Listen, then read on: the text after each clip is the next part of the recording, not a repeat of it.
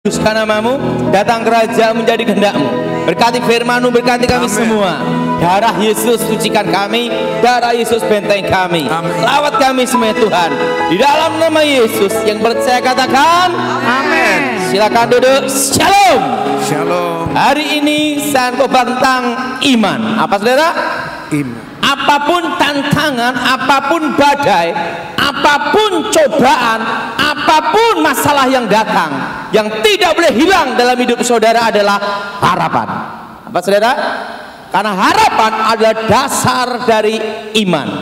Apapun tantangan, apapun badai, yang tidak boleh hilang adalah harapan. Dan kalau harapan hilang, itu repot, akan mengalami 4S. Tahu 4S? Sedih, stres, darah tinggi naik, stroke, yang keempat selesai. Jadi apapun tantangan, apapun badai yang datang, hanya satu yang tidak boleh hilang, harapan. Dasar dari iman adalah harapan. Iman adalah kekuatan untuk melakukan kehendak Tuhan. Iman adalah kekuatan untuk melakukan firman Tuhan. Mari kita buka Alkitab kita saat ini dalam kitab Roma pasal yang ke-10. Kitab Roma pasal yang ke-10. Kitab Roma pasal yang ke-10 ayat 8 sampai dengan ke-11. Kitab Roma pasal yang ke-10 ayat 8 sampai dengan ke-11.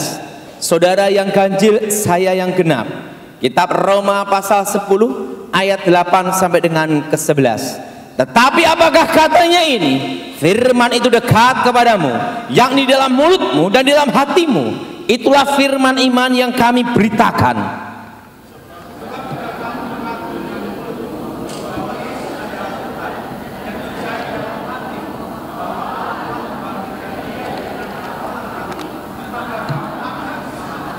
Karena dengan hati orang percaya dan dibenarkan, dan dengan mulut orang mengaku dan diselamatkan.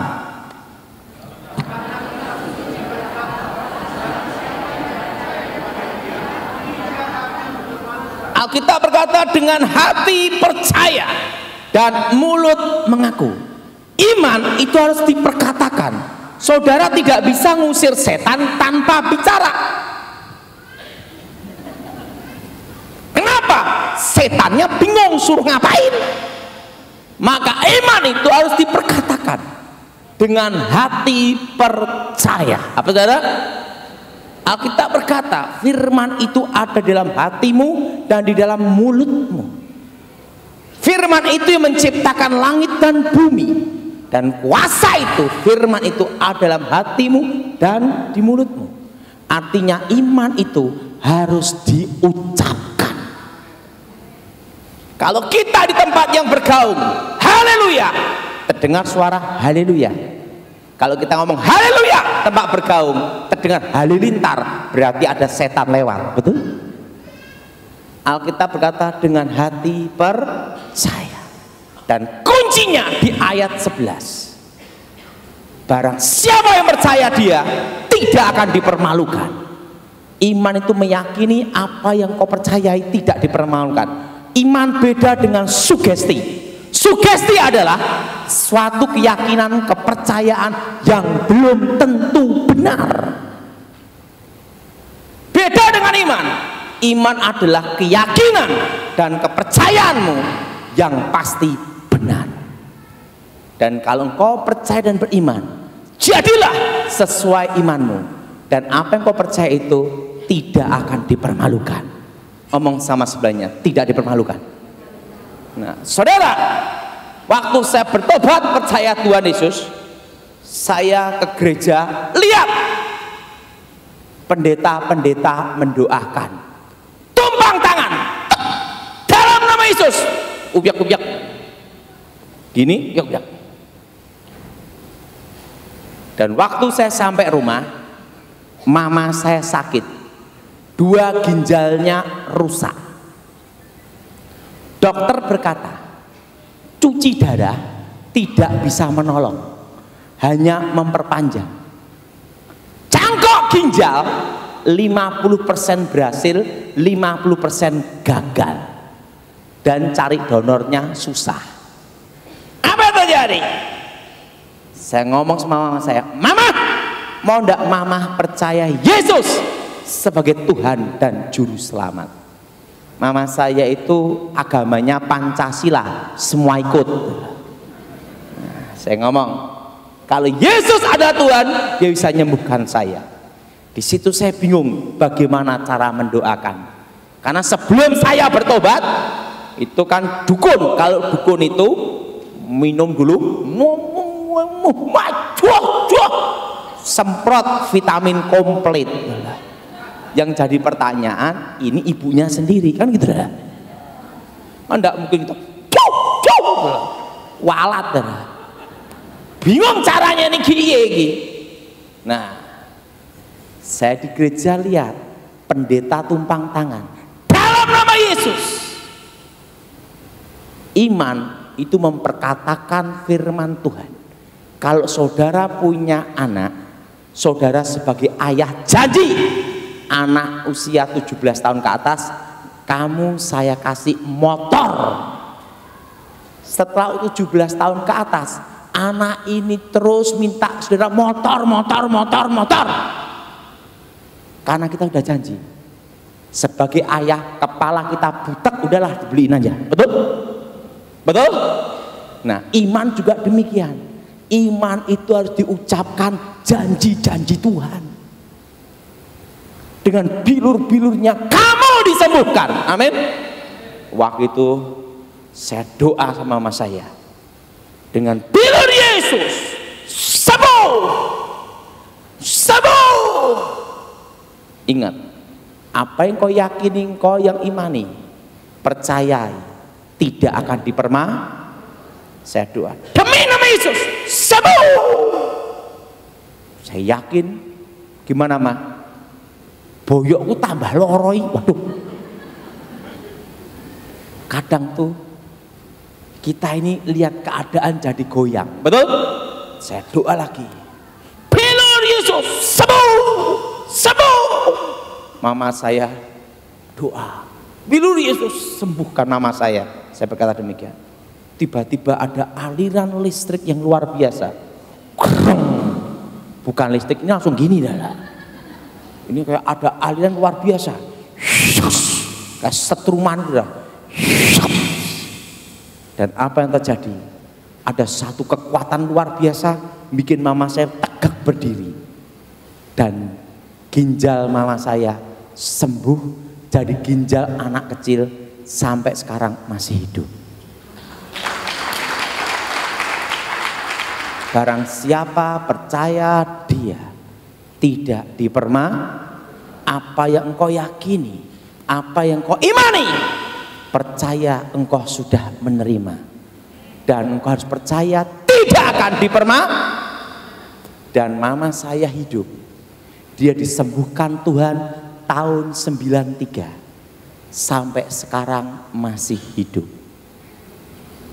Tanpa cangkok ginjal, tanpa cuci darah, sembuh total. Berarti dia sudah merasakan mujizat 25 tahun lebih. Disitulah saya mengerti, iman itu harus diperkatakan. Berapa hari Rebu yang lalu saya ada di notaris. Di notaris untuk transaksi bisnis tanah. Karena kebetulan saya kan bisnis itu. Waktu itu ada seorang ibu, suami istri muslim, pakai jilbab. Saya baru mengerti bahwa imanmu bisa menyelamatkan orang lain. Apa yang terjadi? Ibu ini kaget karena suaminya terkena rentenir. Rumah mau disita, mau dilelang. Utangnya hanya kira-kira 250, bengkak, dan rumahnya hanya dihargai 750 karena harganya itu 1,2 M. Orang desa saking kagetnya karena dia ada riwayat jantung ya, syok, kaget, serangan jantung di notaris. Orang sakit jantung repot, terlalu bahagia juga bahaya, terlalu susah lebih bahaya, betul? Makanya orang sakit jantung itu tidak boleh banyak terlalu girang. Stop. Makanya orang sakit jantung hati-hati, terlalu bahagia tidak boleh, terlalu sedih lebih bahaya, betul? Waktu itu saya mau doakan juga bingung, karena ibu ini pakai jilbab muslim. Kalau saya doakan dalam nama Yesus, nanti kena kasus kristenisasi, betul? Betul? Pakai jilbab. Nah, saya diemin dulu. Ibu ini mau dibawa ke unit gawat darurat, mau langsung bawa ke karena serangan jantung, wajah udah pucat, udah membiru, udah membiru, udah langsung notarisnya ngomong, Pak Daud harus doakan. Waduh Bu, nanti repot, kita nanti kena kristenisasi. Bukan masalah itu, ini nanti kalau ibu ini mati di sini, kita yang susah. Susahnya gimana? Kita semua dipanggil jadi saksi.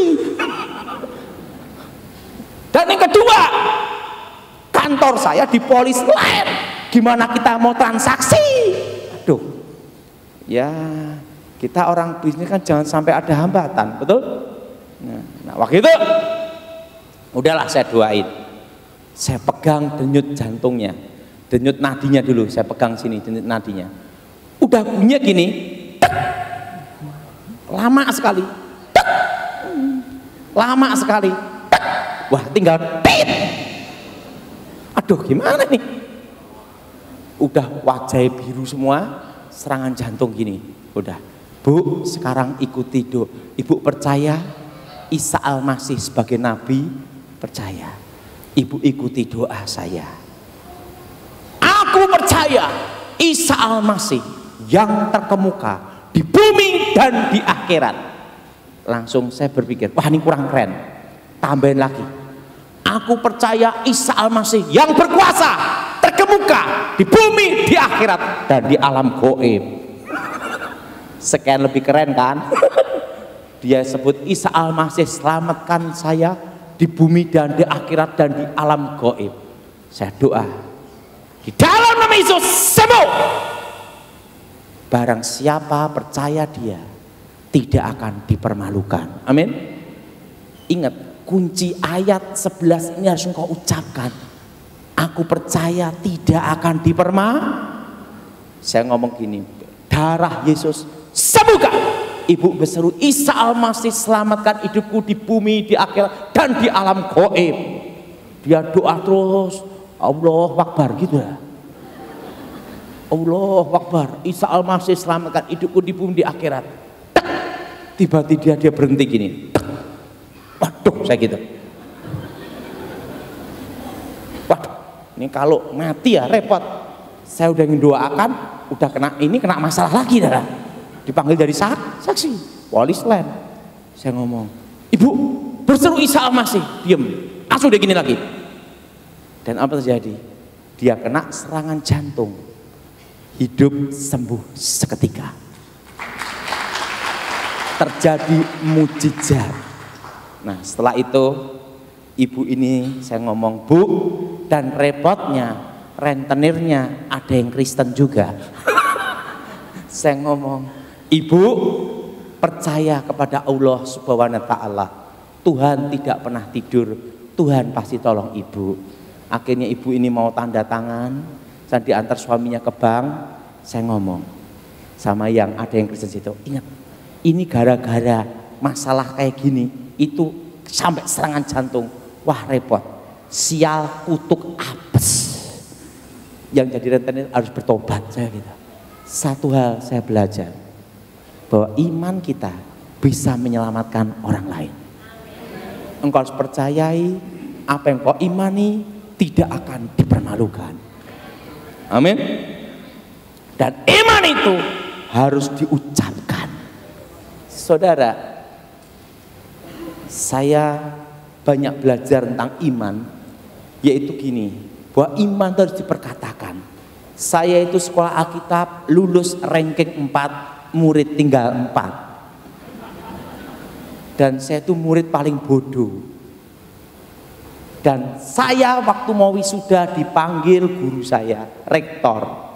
Daud, sebenarnya kamu tidak lulus. Hah?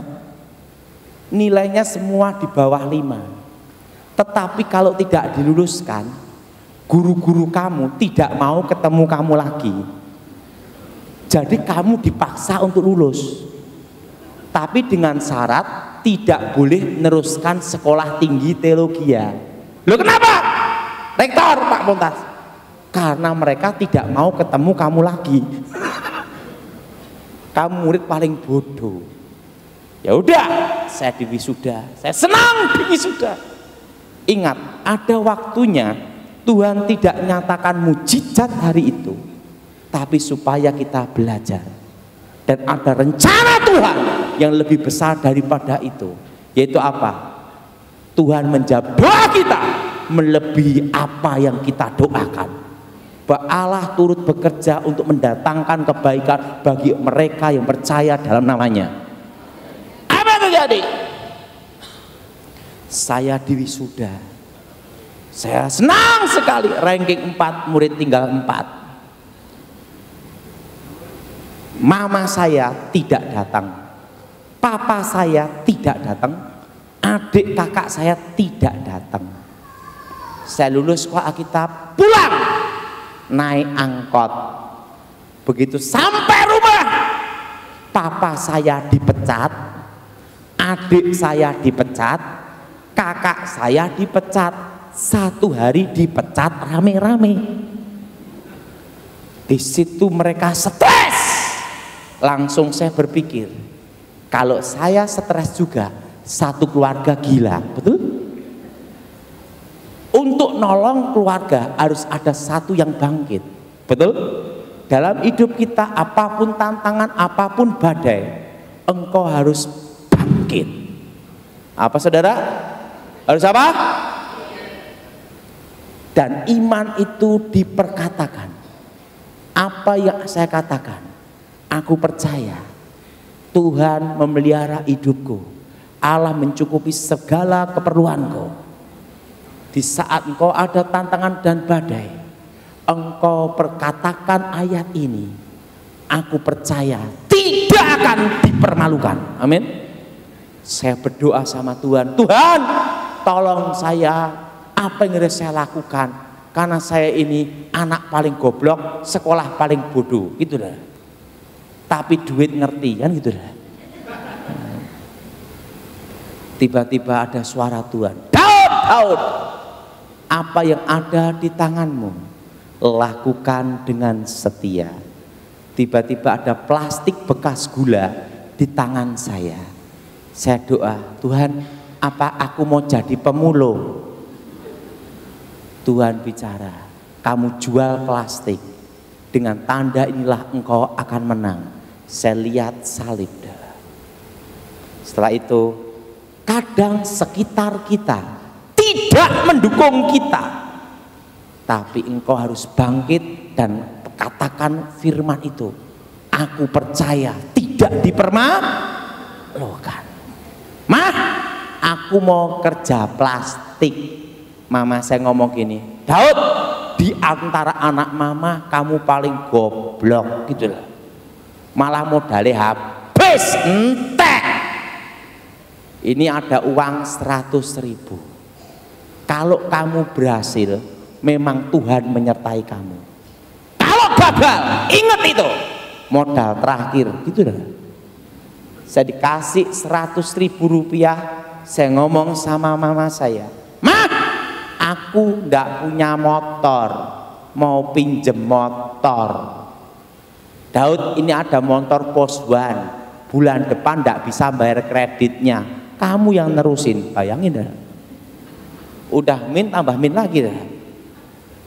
Saya beli plastik di agen plastik kilat HD kresek hitam, dapat 25 kilo kresek hitam. Saya naik motor itu, saya perkatakan firman itu, bahwa Allah turut bekerja mendatangkan kebaikan. Dan saya ucapkan firman yang ada di kitab Yosua, di mana kakiku dipijak, Engkau menyertai dan memberkati. Amin.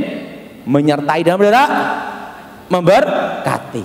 Saya jual plastik ke simbok-simbok ibu-ibu. Ingat, ada waktunya Tuhan tidak nyatakan mujizat hari itu, tapi supaya kita belajar ada suatu rencana Tuhan yang lebih besar daripada itu, bahwa Tuhan menjawab doa kita melebihi apa yang didoakan. Sehari untung 2.000, 3.000, 5.000, dari omset 25 kilo jadi setengah kintal, dari setengah kintal jadi 1 kintal, 1 kintal, 2 kintal, 5 kintal, setengah ton, 1 ton. Yang penting pada waktu ada badai, ucapkan firman itu, tekun dan berharap, karena itu dasar dari iman. Dari 1 ton, 2 ton, 5 ton, sampai jadi pabrik plastik. Dan saya tidak utang bank dan tidak ada utang perorangan untuk ngerintis pabrik. Yang pada itu saya pegang satu hal, bahwa apa yang saya percayai, apa yang saya imani, saya ucapkan firman itu tidak akan dipermalukan. Jadi iman itu harus diperkatakan. Amin. Amin. Nah, saudara, tantangan terbesar seorang laki-laki beda dengan seorang perempuan. Seorang laki-laki diuji pada waktu kaya, jaya, dan diberkati. Kalau laki-laki miskin, tukang becak, susah selingkuh, nggak ada duit, betul? Siapa yang mau? Betul? Betul? Nah, justru pada waktu orang itu diberkati, seorang laki-laki, itu ujian yang terbesar dan terberat. Dan seorang wanita diuji pada waktu miskin, susah, merintis, berat ekonomi. Apakah dia tetap setia sama suaminya? Betul? Betul? Makanya ujian laki-laki sama perempuan itu beda. Kita orang yang menikah, kalau wanita dikatakan cantik secantik apapun, kalau sudah menikah itu adalah 3 bulan. Setelah 3 bulan, yang penting bisa diajak bicara suka dan duka. Betul? Kita punya istri cantik, cerewet, yang laki stroke. Betul? Betul? Betul? Ngomong sebelahnya, cerewet enggak lo? Betul? Ujian seorang laki-laki itu pada waktu dia jaya. Setelah saya berhasil dalam bisnis, saya lupa panggilan Tuhan.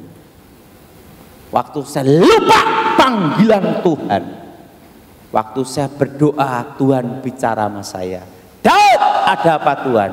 Sudah waktunya kamu pulang ke rumah Bapak. Wah, mati.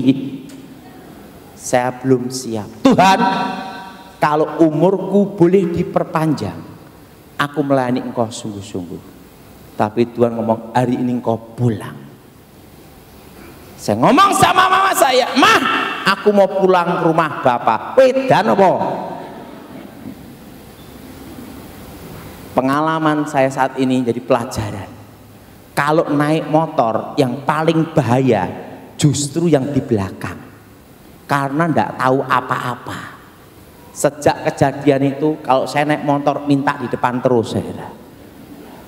Saya naik motor boncengan sama teman saya, ada truk tanpa rating berhenti mendadak. Ini mau nyalip, wah! Yang depan kan tahu, langsung gini. Saya kan tidak tahu, langsung gini. Makanya sejak kejadian itu saya selalu minta di depan sekarang, kecuali terpaksa aja. Dan apa yang terjadi? Roh saya dibawa di surga. Di situ saya dikasih lagu nyanyi haleluya dan awan kemuliaan. Di situ Tuhan tunjukkan masa yang akan datang. bahwa Indonesia akan terpecah menjadi 3. Timor sudah lepas, 2 akan menyusul. Di situ ditunjukkan bahwa Indonesia akan dipulihkan Tuhan. 25 tahun dimulai dari krisis 98, berarti pemulihan Indonesia tahun 2023. Dan sebelum pemulihan Indonesia akan terjadi krisis ekonomi 2018 anginnya, dan datangnya 2019 2020. Dan waktu 2020 pertengahan akan stagnat, maju ndak mundur ndak, itu sampai tahun 2023. Kalau turun pas gini 2020 akan turun terus sampai 2023. Kalau stabil terus, tidak maju tidak mundur sampai tahun 2023. Di situ Tuhan tunjukkan masa yang akan datang, apa yang akan terjadi atas Indonesia. Di situ saya dikasih tahu suatu rahasia, harus beli tanah. Tanahnya apa? Yaitu pinggir-pinggir kota. Apa saudara? Pinggir-pinggir apa? Pinggir-pinggir apa? Kota, bukan yang di dalam kota. Karena saya orang goblok, saya diajarin jangan beli tanah di atas 10 juta. Kalau beli tanah di atas 10 juta, tahun depan naik 20 juta, berat, betul? Betul? Tapi kalau beli tanah di bawah 1 juta 200.000, tahun depan naik 400.000, itu lebih mudah, betul? Karena saya bodoh, saya dikasih tahu Tuhan, beli tanah semua di bawah 1 juta. Pinggir jalan 2 mobil lewat, jangan di puncak gunung, siapa yang beli?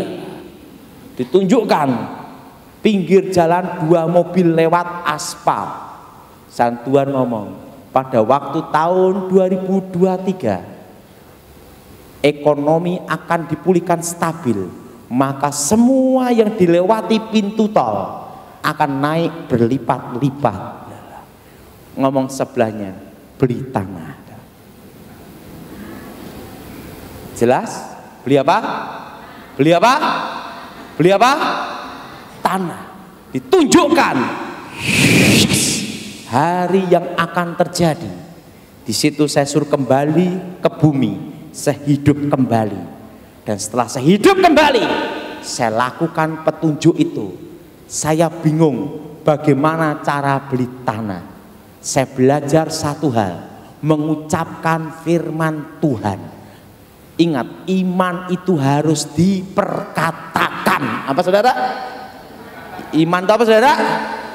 Harus apa? Karena dengan hati orang percaya dibenarkan, mulut mengaku diselamatkan. Dan yang berseru dalam nama Tuhan tidak akan dipermalukan. Dan apa yang terjadi? Suatu kali saya pertama beli tanah, ada seorang bapak nawarin saya, padahal ini saya butuh uang mau jual tanah. Per meter berapa? 100.000 dan bisa diangsur. Lalu lunasnya kapan? Terserah Pak Daud. Wah, enak menini, betul lah. Bayarnya lunasnya terserah bapak. Bapak punya uang kasih ke saya.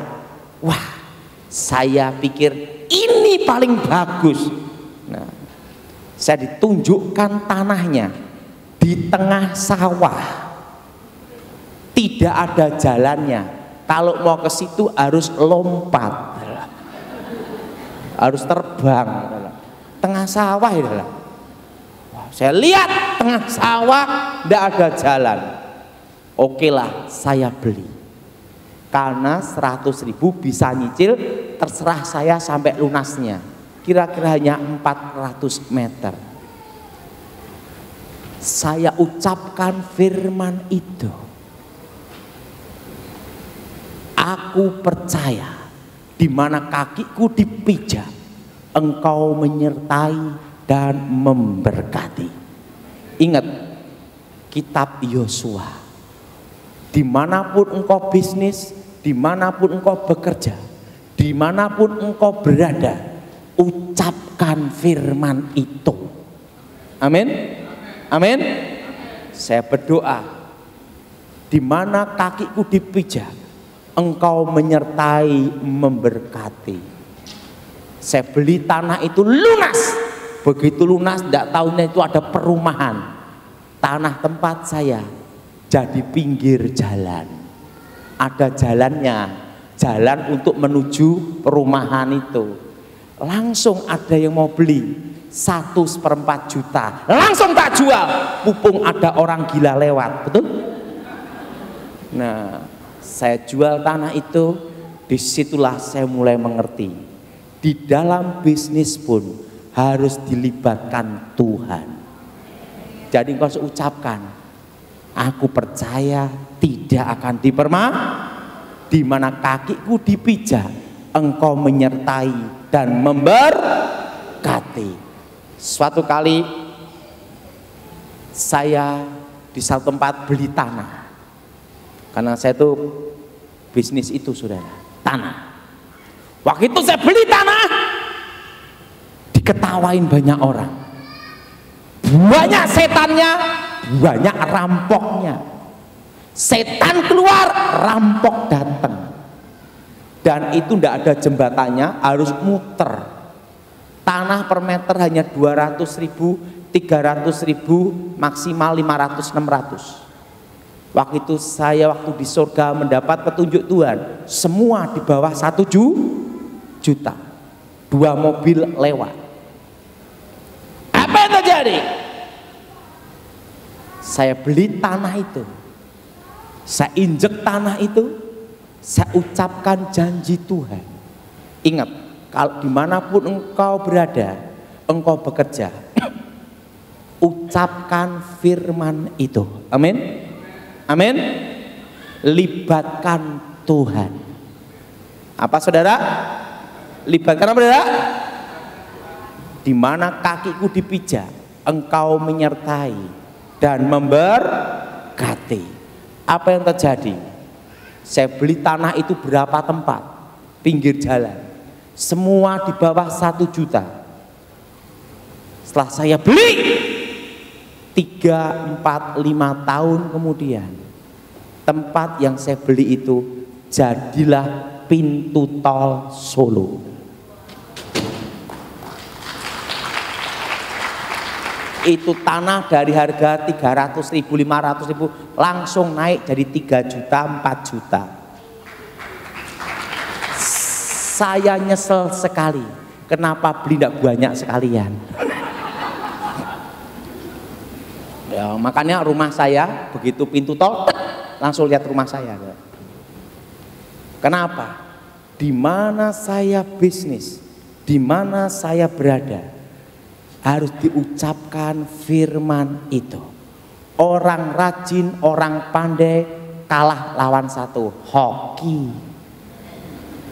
Betul? Dan hoki itu datangnya dari Tuhan. Dimanapun engkau berada, ucapkan firman itu. Dan saya setiap kali beli tanah, saya selalu ucapkan itu. Di mana kakiku dipijak, aku menyertai, aku percaya sesuai firman Tuhan bahwa Tuhan memberkati. Dan kalau dalam suatu bisnis, saya selalu doa gini, Tuhan, ingat semua, Tuhan, kalau bukan jalanmu, berikan hambatan yang besar. Dan kalau itu jalanmu, buka jalan selebar-lebarnya. Suatu kali ada isu, waktu itu Pak Jokowi jadi, Bapak Jokowi jadi wali kota Solo. Dapat waktu itu dengar-dengar isu bahwa nanti akan dibikin Trans Studio, mall terbesar di Jawa Tengah. Wah, langsung banyak orang mau beli tanah sekitar situ. Ada maklar datang ke saya. Waktu itu saya doa sama Tuhan. Makanya saudara harus libatkan Tuhan dalam bisnis. Karena saya orang bisnis. Saya doa sama Tuhan, Tuhan, kalau ini bukan jalanmu, berikan hambatan yang besar. Dan kalau ini adalah jalanmu, buka lebar. Maklar ini nunjukin tanahnya ke saya. Dia kan tahu lokasi tanahnya. Dia tunjukin, nyasar, tersesat di satu tempat. Di tempat pembuangan sampah terbesar kota Solo. Masuk daerah Putri Cempo, masuk di tengah sampah, dan mobil saya bannya meledos. Udah di tengah sampah meledos, udah bau mutah-mutah, ban meledos.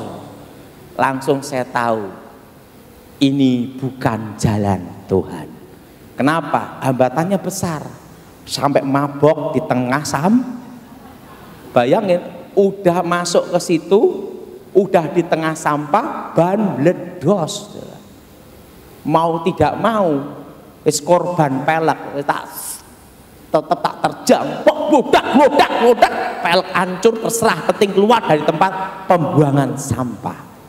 Saya tidak jadi beli tempat itu, dan sampai sekarang satu bata pun tidak ada mall di situ. Makanya di situ saya mengerti, di dalam bisnis, di dalam usaha harus melibatkan Tuhan. Apalagi kalau itu jodoh, hati-hati doa. Tuhan, berikan aku tulang rusuk, jangan sampai salah tulang kaki. Betul? Betul? Ingat, karena menikah itu seumur hidup. Betul? Ingat, selama engkau belum menikah, buka mata lebar-lebar, masih banyak pilihan. Betul? Setelah menikah, tutup mata rapat-rapat, terima kenyataan. Makanya saudara, di dalam bisnis engkau harus libatkan Tuhan. Suatu kali di desa, ada satu tempat di desa, masuk pelosok dekat lereng Gunung Merapi. Di situ desa masuk,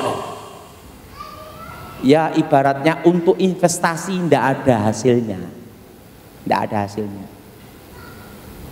Saya beli tanah di situ untuk nolong masyarakat.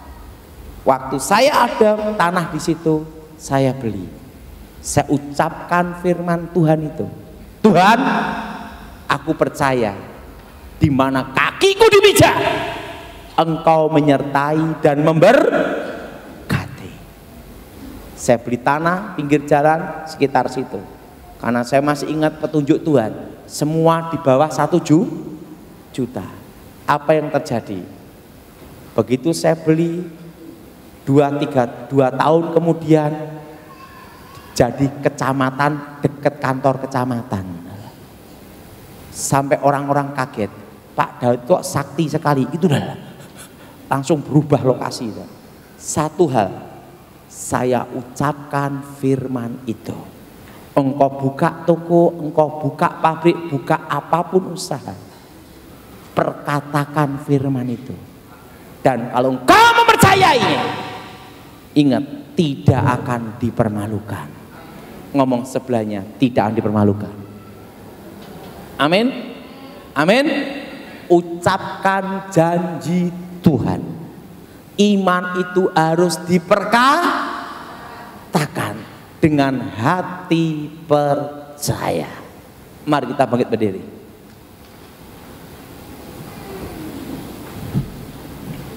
Saudara, ada waktunya Tuhan tidak nyatakan mujizat hari itu. Artinya Tuhan memberi engkau pembelajaran. Ada suatu rencana Tuhan yang lebih besar. Amin.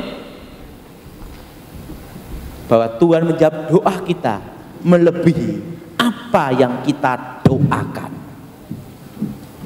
Bapa di surga, dikuduskan namamu, datang kerajaanmu, jadi kehendakmu Berkati firman-Mu, berkati kami semua. Darah Yesus sucikan kami, darah Yesus bentengi. Lawat kami secara pribadi. Demi nama Yesus. Yang percaya katakan Amin.